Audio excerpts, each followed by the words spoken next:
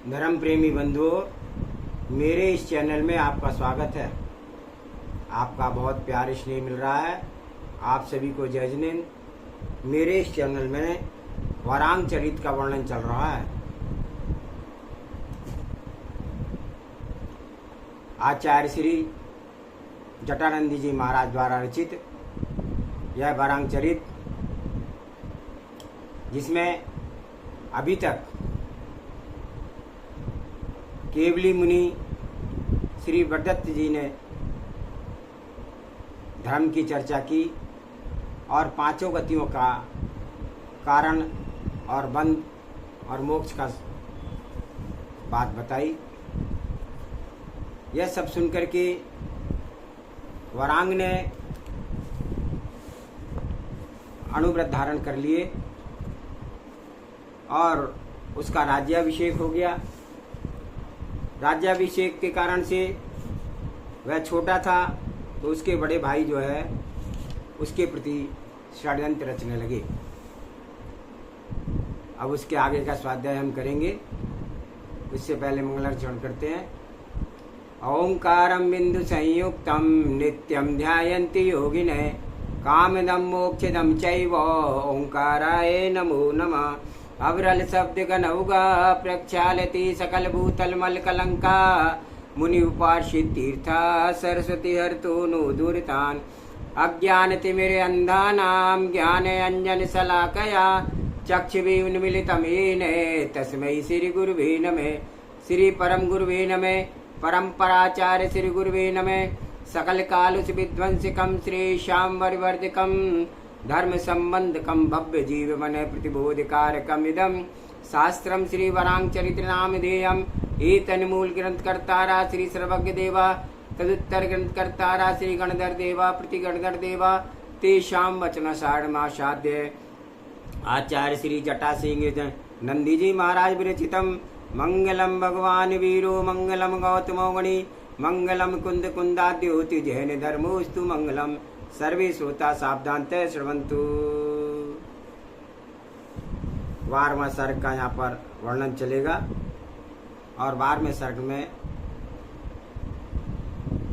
माता का पक्ष दिखा रहे हैं। महाराज धर्मसेन की पटरानी, अंतःपुर की सौंदर्य गुणों की खान, अन्य रानियों तथा एक से एक सहरूपी बहुरूपी और के साथ अंतःपुर में विराजमान थी। उसी समय नृपतिवर के द्वारा भेजे गए किसी संदेश वाहक से महारानी को उसके पुत्र वरांग के युवराज अभिषेक की सूचना दी। पुत्र के राज्य अभिषेक की प्राप्ति के समाचार पाते ही आनंद से विभोर हो उठी। जो व्यक्ति इस प्रिया का तथा सुखद समाचार को लेकर के आया था, उसका रानी ने वस्त्र आभूषण आदि भेंट करके सम्मान किया। हर्ष से संपन्न होकर के प्रसन्न होकर के उसने अपने सगे संबंधियों से भी उसी समय कहा था कि मैं आज वास्तव में देवी हुई हूँ।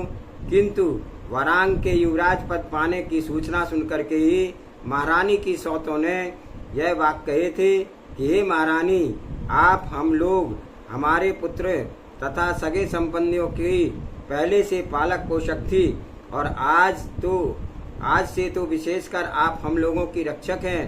राजा की इन अनुपम सुंदरी रानियों के समूह में से एक रानी राजा को बहुत प्यारी थी। उसका नाम था सेना, मृग सेना। उक्त समाचार सुनकर के उसका चित्त क्रोध से इतना अधिक खिन्न हो गया था कि उसने अपना मुख नोच लिया था और वहाँ से उठ करके वह अपने प्रसाद में चली गई थी। वहाँ जाकर बैठते ही उसकी आंखों से आंसुओं की धार बह पड़ी थी। शोक से अनुपात के कारण उसने अपने बाएं गाल को हथेली पर रख लिया था और रह रह करके यही सोचती थी कि सर्वांग शक्तिमान देव के यह क्या किया तथा अनंत के पूर्वकृत पापों के परिणाम की निंदा करती थी। क्या मेरा पुत्र राजपुत्र नहीं है? यह राजा तो प्यारा क्यों नहीं है? ऐसा कौन सा गुण है जो मेरे लाडले पुत्र में नहीं है? संसार में सुयोग बड़े लड़के पर ही पिता राज्य देता है, किंतु उक्त गुण युक्त बड़े बेटे को छोड़ करके दूसरे को राज्य अभिषेक कैसे होगा। महारानी मृगसेना निराशाजन क्रोध से लिपटी थी और रह रह कर झुलसती उठती थी। अतएव वह उक्त प्रकार के उस दुविधाओं के कारण से मन ही मन कर्तव्य निश्चित नहीं कर पाती थी। फलतः उसने अपने प्रिय पुत्र सुषेण को एकांत में बुलाया और उसको भिन्न प्रकार से कहा, हे बेटा, वरांग नाम के राजपुत्र को युवराज पद प्राप्त हो रहा है। इस बात का तुम्हें स्वयं भी पता लगाना चाहिए था ना। यदि तुम्हें यह बात पहले ज्ञात थी तो उसे जान करके भी आपने आपकी या राजा की शक्ति को कम समझ करके चुपचाप रहे तो तुम्हारे पुरुषत्व को दोनों को धिक्कार है। जीवन में मोह में पड़ करके जो व्यक्ति हीन पुरुषों के समान आचरण करने लगता है, शक्ति कम होने के कारण से जो पुरुष पराक्रम करना छोड़ देता है तथा जिसके बल और पराक्रम को दूसरे लोग नष्ट कर देते हैं, उस मनुष्य के इस पृथ्वी पर जन्म लेने का क्या लाभ है।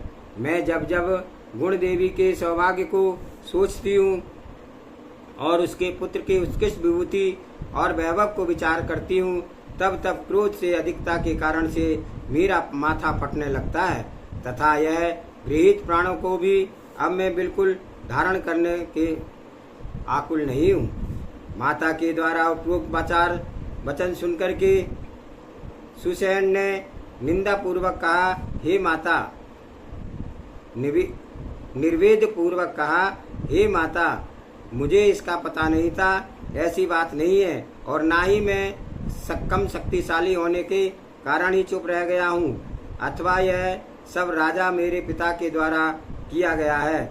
इस बात का भी उपेक्षा करके मैं युद्ध करने का निर्णय करके ही वहीं डट गया था। उसी समय कुछ राजपुत्र भी मेरी सहायता के लिए कटिबद्ध हो गए थे। फलतः मैंने तलवार उठा ली थी और उसके ज्वलयमान किरणें चारों ओर चकाचौंध फैल रही थी।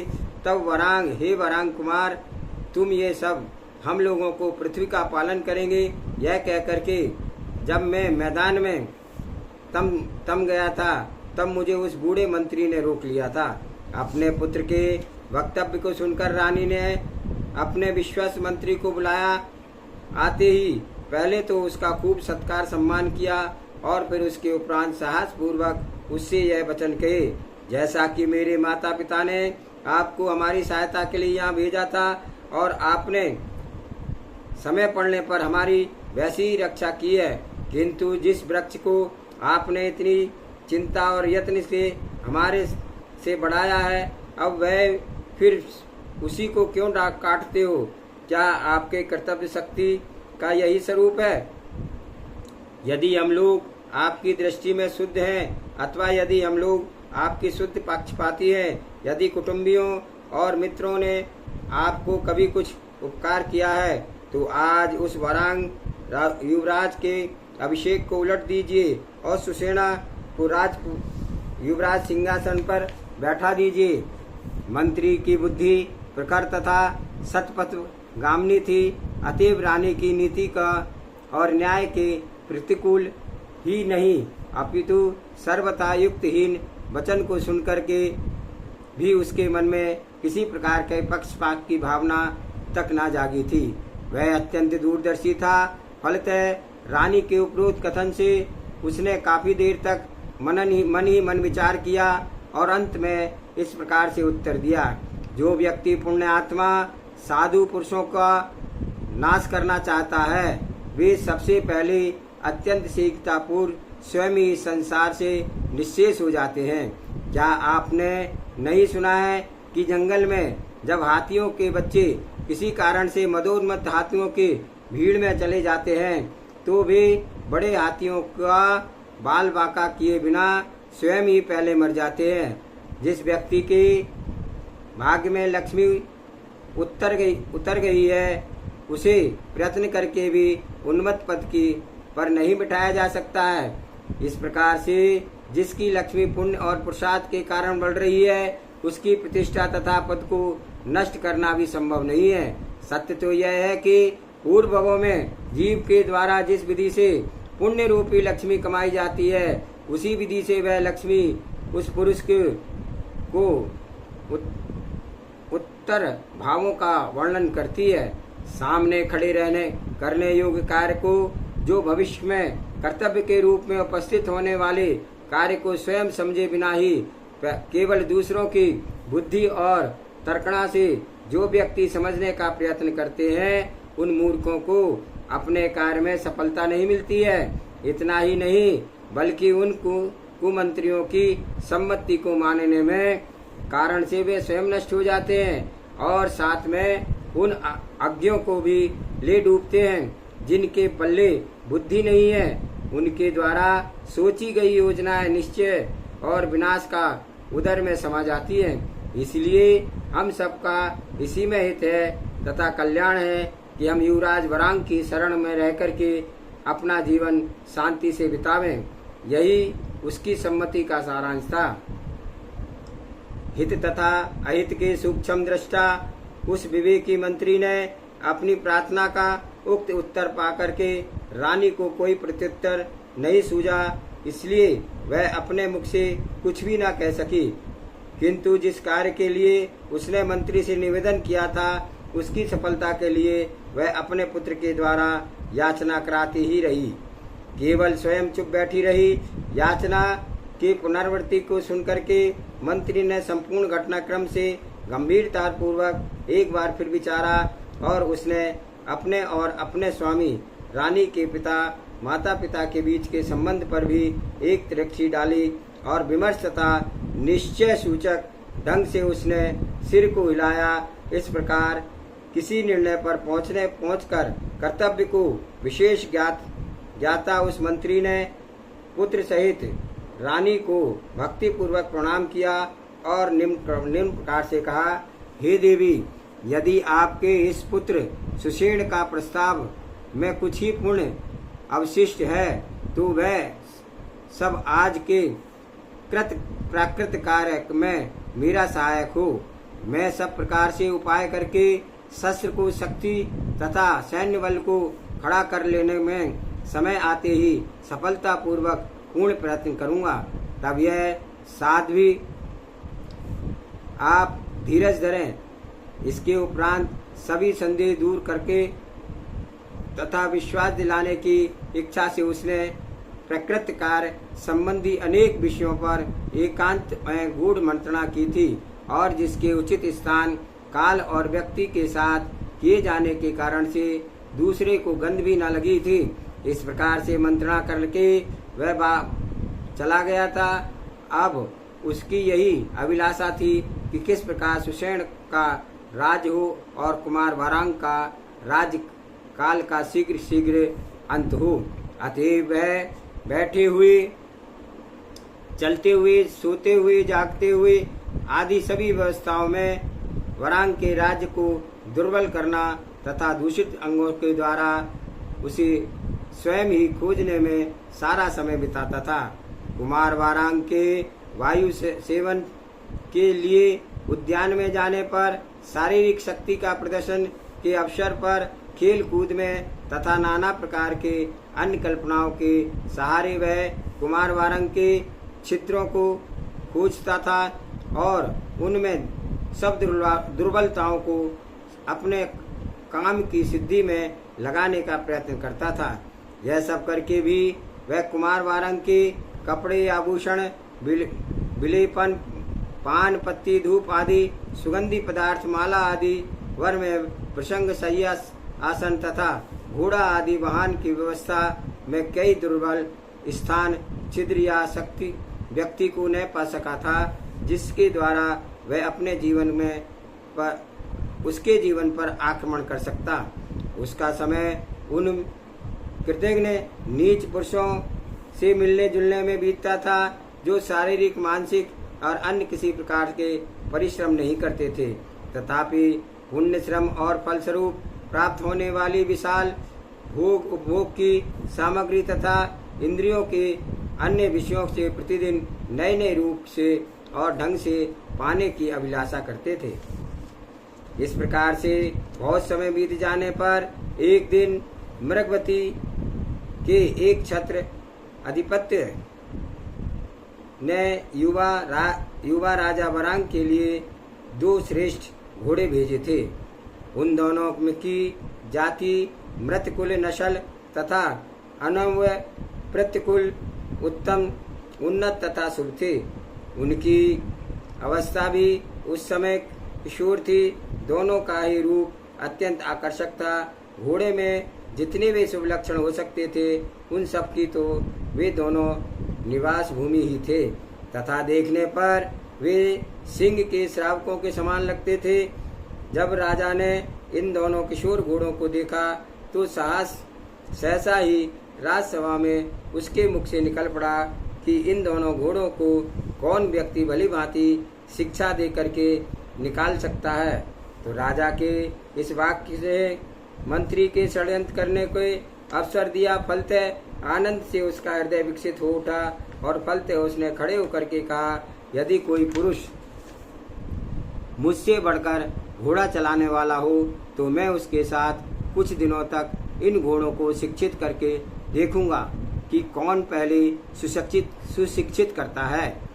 यह सब ही जानते थे कि उक्त मंत्री समस्त शास्त्रों में रूपी समुद्र का पारंगत है। अतः जब उसने पूर्व प्रकार से उत्सुकता पूर्वक उत्तर दिया तब राजा ने उसके प्रस्ताव को स्वीकार कर लिया तथा उत्तम स्वर्ण तथा आभूषण रत्न आदि दे करके उसका सम्मान करके उसको भी दोनों बढ़िया घोड़े निकालने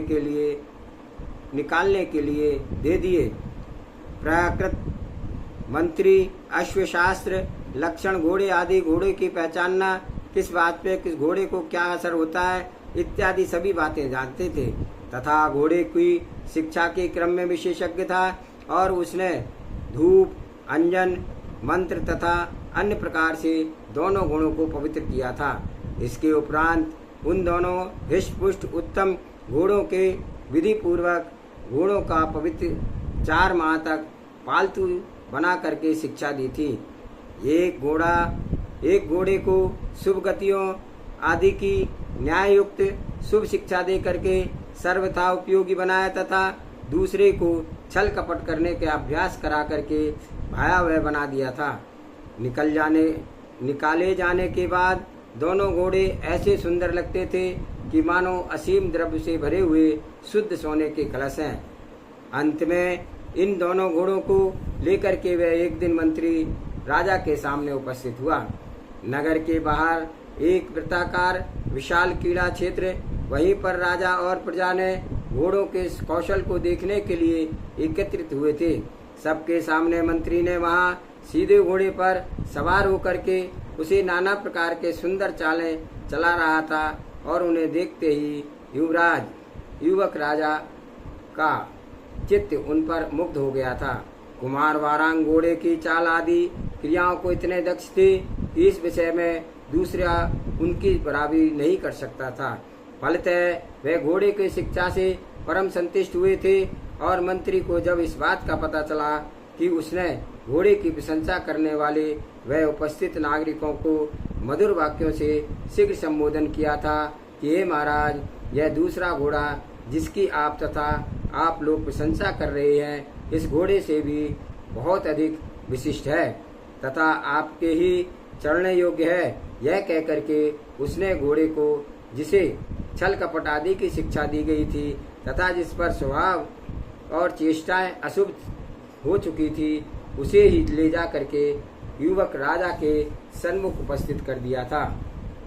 मरांग भवितव्य जैसी वैसा ही था। इस कारण से घोड़े पर आरूढ़ होने की तीव्र अभिरुचि के कारण से, अतः यौवन से सुलभ उद्दत्तता के उत्पन्न आत्मगौरव की भावना के कारण ही युवराज वरांग ने उस कुशिक्षित घोड़े की परीक्षा करना आवश्यक समझा तथा उसी समय उस पर सवार होने के लिए उद्यत हो गया था। वह घोड़ा भी क्या था, उसका अंग अंग चंचल और सुंदर था। उसका शरीर उत्तम रत्नों की माला आदि से सज्जा से ढका हुआ था। कुमार वारांग मंगलमय अवसरों के लिए उपयुक्त साधारणतः सवारी के लिए अनुपयुक्त वेशभूषण में ही उस घोड़े पर विधि पूर्वक चढ़ गए और आश्चर्य की बात यह है कि परंतु उसे महती सरपट गति से चलाना आरंभ कर दिया और इसके उपरांत जैसे ही कुटिल शिक्षा दी गई थी उसी के अनुसार बार बार लगाम खींच करके काश मार करके रोके जाने पर भी वह घोड़ा क्रोध के कारण उद्दंड होता जाता था और उस पर नियंत्रण रखना संभव हो रहा था। थोड़ी ही देर में उसका वेग वायु के समान तीव्र हो गया था। फलतः वह धनुष पर छोड़े गए बाण की तरह दूसरी ओर निकल गया था। मंत्री की कुशिक्षा ने घोड़े के हृदय को इतना दुष्ट तथा क्षुब्ध कर दिया था कि वह अश्व चलाना में कुशल युवक राजा ज्यों ज्यों परिश्रम करके उसे पीछे को मोड़ना चाहता था त्यों त्यों वह क्रोध बढ़ाता था और गति का वेग थोड़ा सा भी नहीं घटाता था। फलतः वह इतने ही स्थानों पर पार करता हुआ बहुत दूर निकल गया था। अकस्मात आए उपद्रव के कारण का विचार करने में असमर्थ राजा घोड़े को नियंत्रण में लाने के लिए जो प्रयत्न करता था वह निष्फल होता था, क्योंकि उस बलिष्ठ एवं उत्तम घोड़े को उल्टा आचरण करने की शिक्षा दी गई थी। इसके साथ किए गए प्रयत्नों को वही हाल हो रहा था जो कि सत्कर्म का नीच स्वभाव वाले व्यक्ति पर होता है। अनुपम पराक्रमी युवक राजा दोनों हाथों से लगाम को खींचकर ज्यों उस दुष्ट घोड़े को रोकने का प्रयत्न करते थे, रोकने के कारण से उल्टा अभ्यास होने से वह दौड़ने का संकेत समझता था। त्यों त्यों उसकी गति बढ़ती जाती थी और उसकी शारीरिक शक्ति भी नियंत्रण से परे थी, इसलिए वह अधिक वेग के साथ दौड़ता था। मार्ग के बड़े अनेक ग्रामों, खनिजों की बस्तियों और मंडपों, खेतों, नगरों और राज्यों आदि को शीघ्रता से पार करता हुआ वह किसी अज्ञात देश में वैसे ही पहुंचा था जैसे कि ऊपर की ओर फेंका गया जल नीचे को आता है, अथवा जिस प्रकार आंधी बहती है, अथवा जैसे धुआं उड़ता है।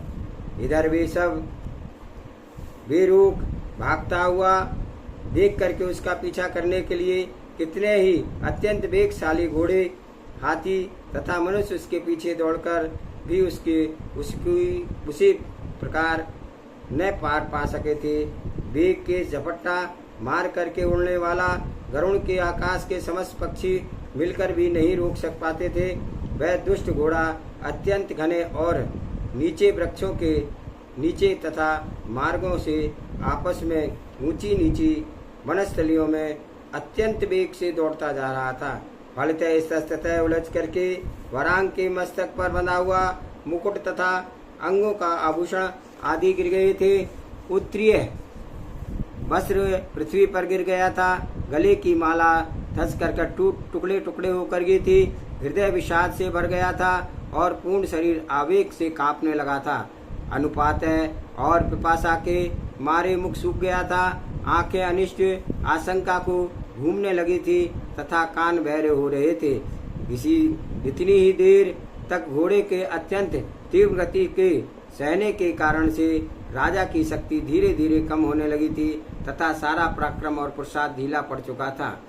फल यह है कि लताओं तथा घास के ढेर में हुए एक कुएं में वह उस दुष्ट घोड़े के साथ जा पड़ा और अपने पूर्वकृत अशुभ कर्मों के कुफल से कुएं में ही वह उस दुशिक्षित घोड़े का अंग अंग चकनाचूर हो गया था और तुरंत मर गया था। किंतु युवराज राजा ने बीच में ही किसी बेल को पकड़ लिया था और फलतः मृत्यु से बच गया और धीरे धीरे कुएं से बाहर निकल आया था। बाहर आते ही युवराज ने घोड़े से मुक्ति की सांस ली थी, किंतु उसका अनुपम कांतिमान तथा बलिष्ठ युवक शरीर भी भूख प्यास के कारण से व्याकुल हो गया था। परिणाम यह हुआ कि बालू, धूल, कंकड़ आदि के कारण से अत्यंत कठोर स्थल पर भी मूर्छित होकर के गिर पड़ा था, किंतु जंगल की शीतल वायु ने उसे ताप और थकान को दूर करके फिर उसमें चैतन्य भर दिया था तब उसने धीरे धीरे अपने सुंदर नेत्रों को खोलते ही उसने विषाद और दीर्घ सांस लेकर के एक बार अपने पूर्ण शरीर पर दृष्टि डाली। उसे देखते ही आपाततः उसके मुख से संसार की अस्थिरता की निंदा निकल पड़ी थी।